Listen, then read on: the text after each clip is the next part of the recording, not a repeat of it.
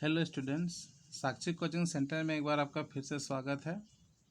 और हम लोग बीए पार्ट 1 का यानी सेमेस्टर 1 का फर्स्ट चैप्टर हिस्ट्री ऑनर्स का भौगोलिक स्थिति, पर्यावरण, जन व प्रमुख संचार मार्ग को पढ़ रहे थे। इस चैप्टर से संबंधित 2 वीडियो पहले से ही डाल दिए हैं, वहाँ से आप इसको देख लीजिए। और ये आज जो है वीडियो का तीसरा पार्ट है। तो इस वीडियो में हम लोग दक्षिण पठार का बात करेंगे। पहले वीडियो में हिमालय या उत्तर का पर्वतीय प्रदेश के बारे में पढ़े थे। इस वीडियो में हम लोग दक्षिण का पठार का भाग जो है पढ़ेंगे। और एक और वीडियो जो है पहले डाल दिया गया है, उत्तर का समतल मैदान या उत्तरी मैदान जिसको कहते हैं, उससे संबंधित भी डाल दिया गया है। ठीक है, तो आज हम लोग दक्षिण पठार का वाला भाग पढ़ेंगे। तो दक्षिण पठार वाला जो भाग है वो आप इस तरह से शो कर सकते हैं। ठीक है, ये मान लीजिए क्या है, दक्षिण का पठार है।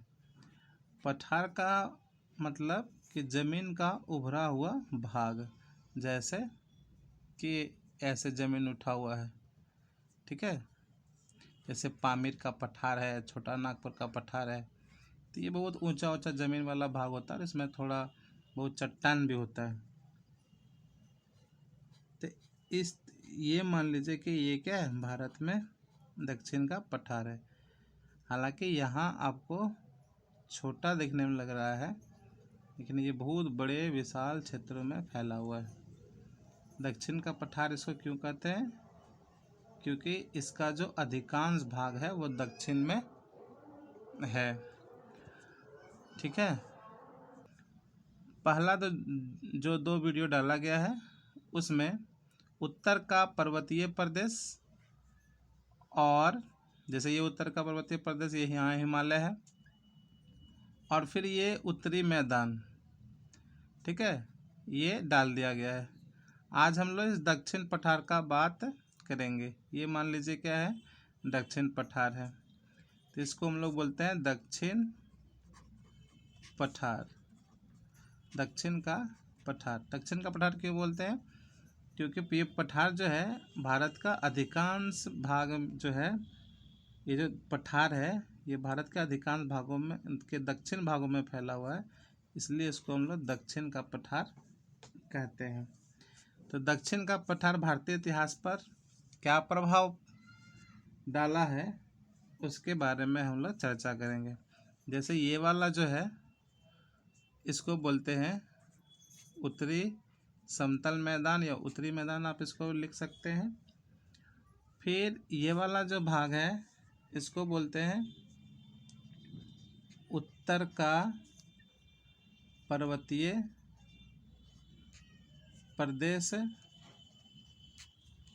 और ये वाला जो भाग है दक्षिण पठार। और उसके बाद एक पॉइंट और हम लोग इस पर पढ़ेंगे, जो ये है पूर्वी तटीय मैदान। तटीय किसको बोलते हैं?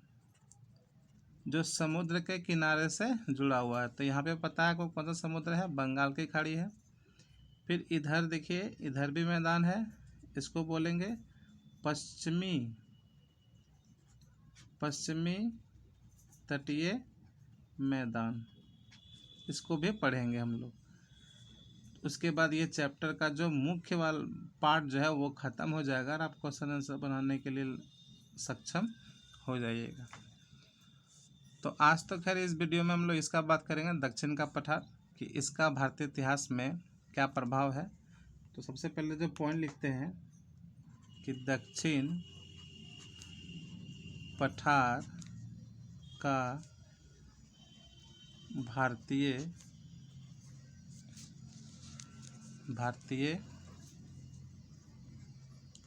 इतिहास पर प्रभाव।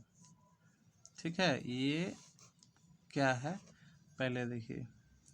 तो इसका पहला पॉइंट हम लोग लिख सकते हैं कि भारतीय राजनीतिक एकता को बनाए रखने में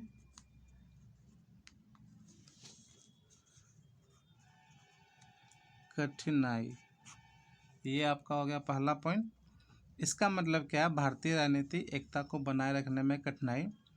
दक्षिण का पठार जो है ये अधिकांश जो है नदियों से बना हुआ है। अब पठार का मतलब ऊंचा भाग, जो यहाँ पे हम चित्र बनाए थे कि पठार का मतलब ऊंचा भाग। तो कहाँ कहीं पे ऊंचा है तो कहीं पे गड्ढा है, तो फिर कहीं पे ऊंचा है, फिर कहीं पे ढलाव है। तो ऐसे होता है ना। और कहीं पे समतल थोड़ा सा मैदान भी होता है। तो दक्षिण का पठार ऐसे ही है, ऊंचा और नीचा भाग है। तो भारत का जो इतिहास को ये कैसे प्रभावित करता है कि भारत में जो उत्तर भारत में रहने वाले जो लोग हैं या उत्तर भारत में जो बसने वाले साम्राज्य हैं वो दक्षिण में रहने वाले साम्राज्यों से अलग रहा। क्यों? क्योंकि ना तो ये यहाँ पे जंगल, पहाड़, पर्वत और जो पठार के कारण ना इधर के लोग उधर जा पाते थे और ना ही उधर के लोग इधर जो है आ पाते थे। परिवहन का कमी था, गाड़ी उड़ी का, तो आने जाने में बहुत जो है दिक्कत होता था। इसीलिए उत्तर भारत का और दक्षिण भारत का जो है राजनीति का जो है वो एकता को बनाए रखने में क्या हुआ, हमेशा कठिनाई रहा। ठीक है। और ये जो वाला भाग आप देख रहे हैं है ना, ये सब जो भाग बना हुआ ऊपर नीचे गड्ढा, ये प्रायद्वीपीय नदियाँ जिसको कहते हैं महानदी, गोदावरी, कृष्णा, कावेरी, इन नदियों से ये सब क्या है विभाजित है दक्षिण का पठार। तो ऊपर नीचे गड्ढा, आर पार होने में दिक्कत, जंगल, झाड़, छोटा बड़ा पर्वत, ये सब है। तो उधर से इधर आने में और दक्षिण भारत का राजवंशों को उधर जाने में बहुत दिक्कत होता था। तो भारतीय राजनीतिक एकता को बनाए रखने में क्या होने लगा, कठिनाई होता था उस समय। दूसरा पॉइंट हम लोग क्या लिख सकते हैं कि प्राचीन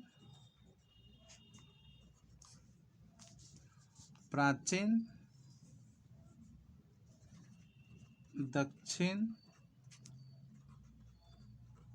भारत का पृथक इतिहास।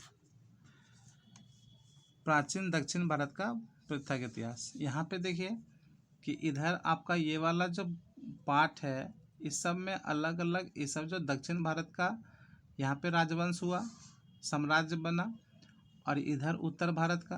तो उत्तर भारत का जो है इतिहास और दक्षिण भारत का इतिहास जो है अलग रहा।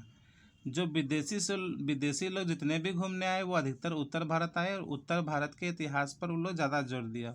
दक्षिण भारत वो लोग नहीं जा पाते थे। अभी तुरंत जो है समस्या बताएं कि इधर से इधर आने जाने में, आवागमन में बहुत ही दिक्कत होता था। तो ज़्यादातर जो इतिहासकार जो थे उत्तर भारत के लोग भी, और जो विदेशी यात्री थे जैसे मेगास्थनीज आया था, मेगास्थनीज इंडिका लिखा है, फिर अल्बिरूनी आया है, फिर बहुत सारे जो है इतिहासकार यहाँ पे आए, घूमने आए, यात्री आए। तो वो सब जो उत्तर भारत के इतिहास को ज़्यादा लिखा, लेकिन दक्षिण भारत के इतिहास को नहीं लिख पाए क्योंकि आवागमन में यहाँ पे क्या होता था, दिक्कत था। तो इससे प्राचीन दक्षिण भारत का जो है पृथक इतिहास बनकर रह गया, जो कि उत्तर भारत से क्या है, अलग है। इसलिए इसको हम लोग अलग पढ़ते भी हैं, दक्षिण भारत का इतिहास अलग पढ़ा जाता है। तीसरा पॉइंट हम लोग लिख सकते हैं कि हिंदू संस्कृति की रक्षा।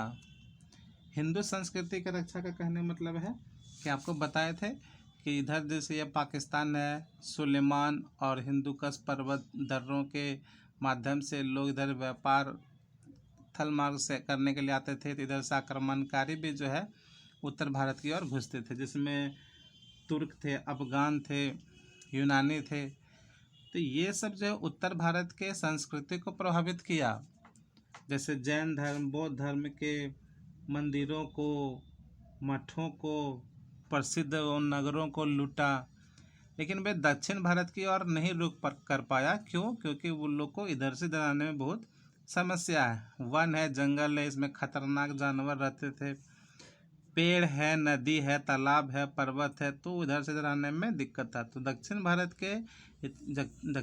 के जो हिंदुओं की संस्कृति थी उसको कुछ भी प्रभावित नहीं कर पाया। तो दक्षिण भारत के जो हिंदू संस्कृति एक तरह से क्या हो गई, रक्षा हो गई। तो हिंदू संस्कृति आज भी हिंदू से ज़्यादा जो बढ़िया संस्कृति है, जिसको लोग क्या करते हैं, प्रशंसा करते हैं। आप फिल्मों में देख सकते हैं कि जो हमारे हिंदू संस्कृति की जो सबसे बढ़िया झलक वो दक्षिण भारत के फिल्मों पर भी देखने को मिलती है ना। तो हिंदू संस्कृति की क्या हुई, एक तरह से रक्षा हो गई। ठीक है, कहने का मतलब है कि आक्रमणकारी जो आए वो उत्तर भारत के संस्कृति पर प्रभाव डाले, लेकिन वह दक्षिण भारत के संस्कृतियों पर प्रभाव नहीं डाले।